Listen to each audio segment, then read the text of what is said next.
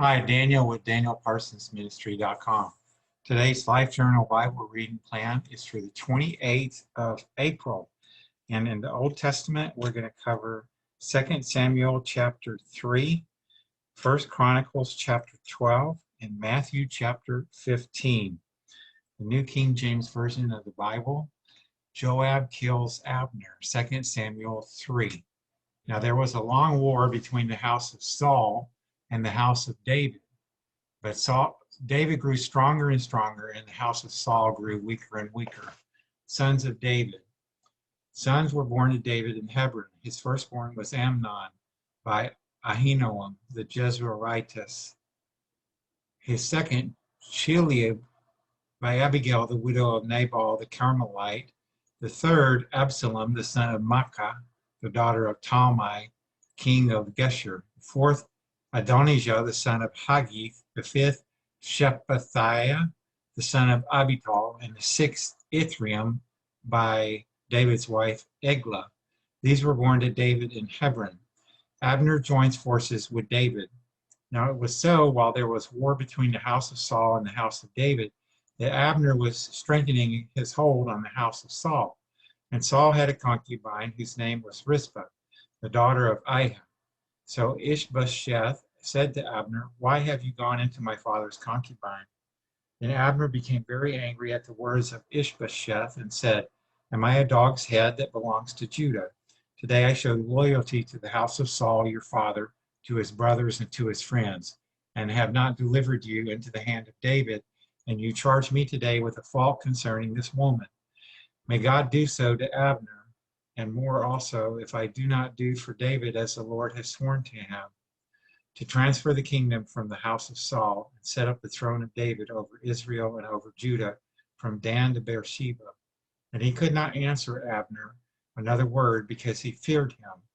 Then Abner sent messengers on his behalf to David, saying, "Whose is the land?" saying also, "Make your covenant with me, and indeed my hand shall be with you to bring all Israel to you."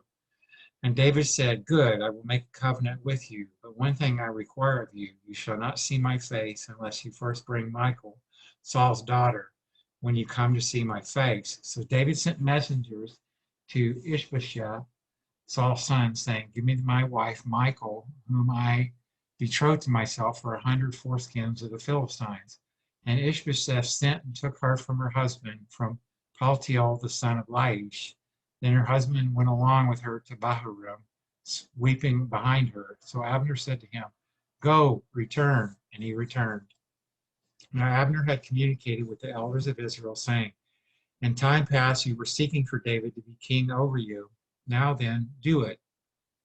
For the Lord has spoken of David, saying, by the hand of my servant David, I will save my people Israel from the hand of the Philistines and the hand of all their enemies."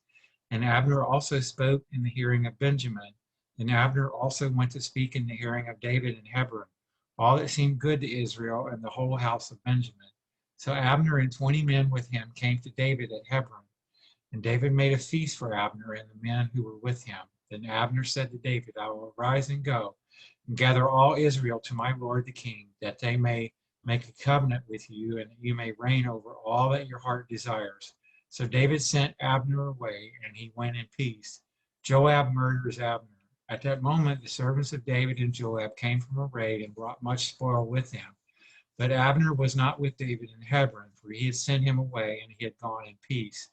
When Joab and all the troops that were with him had come, they told Joab, saying, "Abner the son of Ner came to the king, and he sent him away, and he has gone in peace." Then Joab came to the king and said, "What have you done? Look, Abner came to you. Why is it that you sent him away, and he is already gone?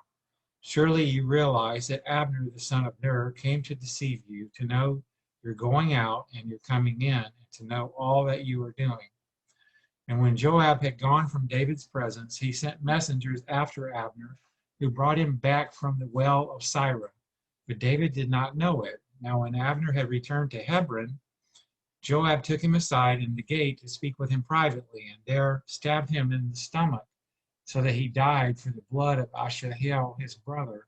Afterward, when David heard it, he said, "My kingdom and I are guiltless before the Lord forever, of the blood of Abner, the son of Ner. Let it rest on the head of Joab and on all his father's house, and let there never fail to be in the house of Joab,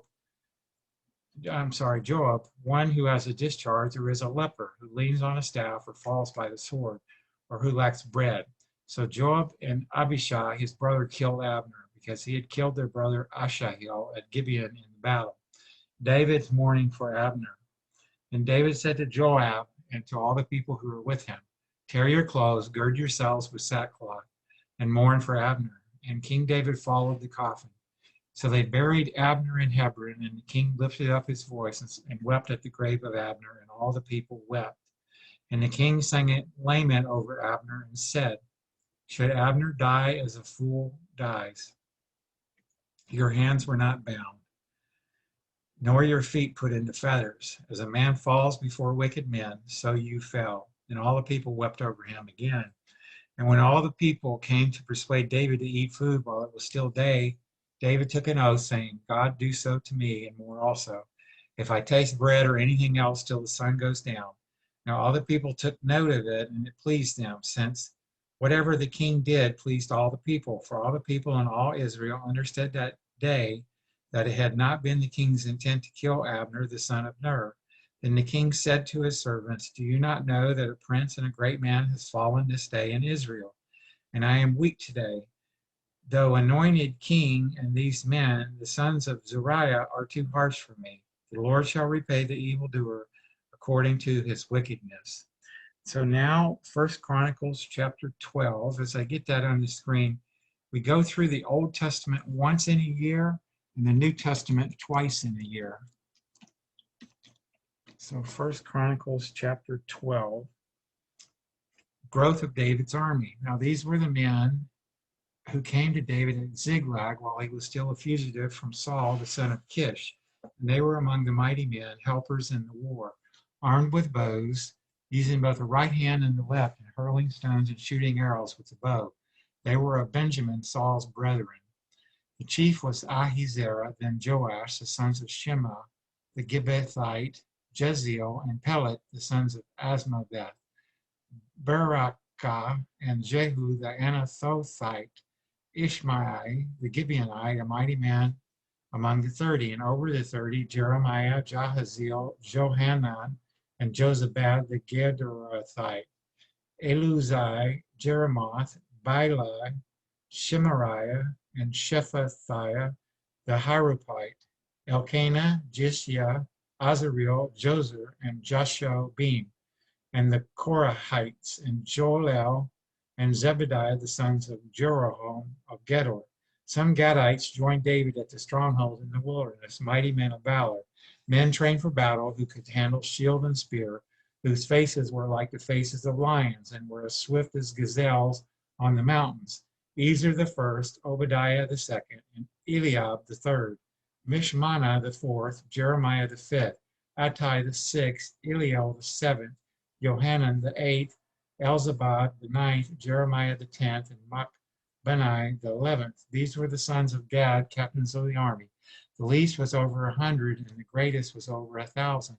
These are the ones who crossed the Jordan in the first month, when it had overflowed all its banks, and they put to flight all those in the valleys to the east and to the west.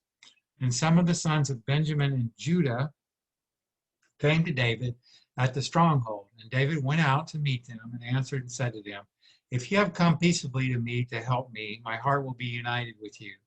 But if to betray me to my enemies, since there is no wrong in my hands, may the God of our fathers look and bring judgment. Then the Spirit came upon Amasai, chief of the captains, and he said, we are yours, O David. We are on your side, O son of Jesse. Peace, peace to you, and peace to your helpers, for your God helps you.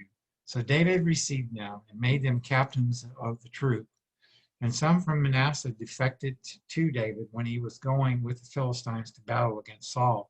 But they did not help them, for the lords of the Philistines sent him away by agreement, saying, he may defect to his master Saul and endanger our heads. When he went to Ziklag, those of Manasseh who defected to him were Adnah, Jozabad, Jediel, Michael, Josabad, Elihu, and Zilithai, captains of the thousands who were from Manasseh. And they helped David against the bands of raiders, for they were all mighty men of valor, and they were captains in the army. For at that time they came to David day by day to help him, until it was a great army, like the army of God. David's army at Hebron. Now these were the numbers of the divisions that were equipped for war, and came to David at Hebron to turn over the kingdom of Saul to him, according to the word of the Lord. Of the sons of Judah, bearing shield and spear, 6,800 armed for war. Of the sons of Simeon, mighty men of valor, fit for war, 7,100. Of the sons of Levi, 4,600. Jehoiada, the leader of the Aaronites, and with him 3,700. Zadok, a young man, a valiant warrior, and from his father's house 22 captains. Of the sons of Benjamin, relatives of Saul, 3,000. Until then, the greatest part of them had remained loyal to the house of Saul. Of the sons of Ephraim, 20,800 mighty men of valor. Famous men throughout their father's house. Of the half tribe of Manasseh, 18,000, who were designated by name to come and make David king. Of the sons of Issachar, who had understanding of the times, to know what Israel ought to do, their chiefs were 200, and all their brethren were at their command. Of Zebulun, there were 50,000 who went out to battle, expert in war with all weapons of war, stout-hearted men who could keep ranks. Of Naphtali, 1,000 captains, and with them 37,000 with shield and spear. Of the Danites, who could keep battle formation, 28,600. Of Asher, those who could go out to war, able to keep battle formation, 40,000. Of the Reubenites and the Gadites and the half tribe of Manasseh from the other side of the Jordan, 120,000 armed for battle with every kind of weapon of war. All these men of war who kept ranks came to Hebron with a loyal heart to make David king over all Israel. And all the rest of Israel were of one mind to make David king. And they were there with David 3 days, eating and drinking, for their brethren had prepared for them. Moreover, those who were near to them, from as far away as Issachar and Zebulun and Naphtali, were bringing food on donkeys and camels, on mules and oxen, provisions of flour and cakes of figs and cakes of raisins, wine and oil and oxen and sheep abundantly, for there was joy in Israel.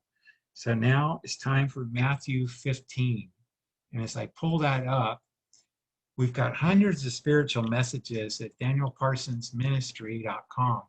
And my wife, Patricia, is a gourmet vegan chef. She's got hundreds of delicious vegan recipes, and you can access them all. Click the Healthy Living tab at danielparsonsministry.com. Please comment on your favorites. We enjoy interacting with you. Thank you. Defilement comes from within. And the scribes and Pharisees, Matthew chapter 15. And the scribes and Pharisees who were from Jerusalem came to Jesus, saying, "Why do your disciples transgress the tradition of the elders? For they do not wash their hands when they eat bread." He answered and said to them, "Why do you also transgress the commandment of God because of your tradition? For God commanded, saying, 'Honor your father and your mother, and he who curses his father or mother, let him be put to death.' But you say, whoever says to his father or mother, 'Whatever profit you might have received from me is a gift of God,' then he need not honor his father or mother. Thus you have made the commandment of God of no effect by your tradition, hypocrites. Well, did Isaiah prophesy about you, saying, 'These people draw near to me with their mouth and honor me with their lips, but their heart is far from me, and in vain they worship me, teaching as doctrines the commandments of men.'" When he had called the multitude to himself, he said to them, "Hear and understand. Not what goes into the mouth defiles a man, but what comes out of the mouth, this defiles a man." Then his disciples came and said to him, "Do you know that the Pharisees were offended when they heard this saying?" But he answered and said, "Every plant which my heavenly Father has not planted will be uprooted. Let them alone. They are blind teachers of the blind. And if the blind leads the blind, both will fall into a ditch." Then Peter answered and said to him, "Explain this parable to us." So Jesus said, "Are you also still without understanding? Do you not yet understand that whatever enters the mouth goes into the stomach and is eliminated? But those things which proceed out of the mouth come from the heart, and they defile a man. For out of the heart proceed evil thoughts, murders and adulteries, fornications, thefts, false witness, blasphemies. These are the things which defile a man. But to eat with unwashed hands does not defile a man. A Gentile shows her faith. Then Jesus went out from there and departed to the region of Tyre and Sidon. And behold, a woman of Canaan came from that region and cried out to him, saying, Have mercy on me, O Lord, Son of David. My daughter is severely demon-possessed. But he answered her not a word. And his disciples came and urged him, saying, Send her away, for she cries out after us. But he answered and said, I was not sent except to the lost sheep of the house of Israel. And she came and worshipped him, saying, Lord, help me. But he answered and said, It is not good to take the children's bread and throw it to the little dogs. And she said, Yes, Lord, yet even the little dogs eat the crumbs which fall from their master's table. And Jesus answered and said to her, O woman, great is your faith. Let it be to you as you desire. And her daughter was healed from that very hour. Jesus heals great multitudes. Jesus departed from there, skirted the Sea of Galilee, and went up on the mountain and sat down there. Then great multitudes came to him, having with them the lame, blind, mute, maimed, and many others, and they laid them down at Jesus' feet. And he healed them. So the multitude marveled when they saw the mute speaking, the maimed made whole, the lame walking, and the blind seeing. And they glorified the God of Israel, feeding the 4,000. Now Jesus called his disciples to himself and said, I have compassion on the multitude, because they have now continued with me 3 days and have nothing to eat. And I do not want to send them away hungry, lest they faint on the way. Then his disciples said to him, Where could we get enough bread in the wilderness to fill such a great multitude?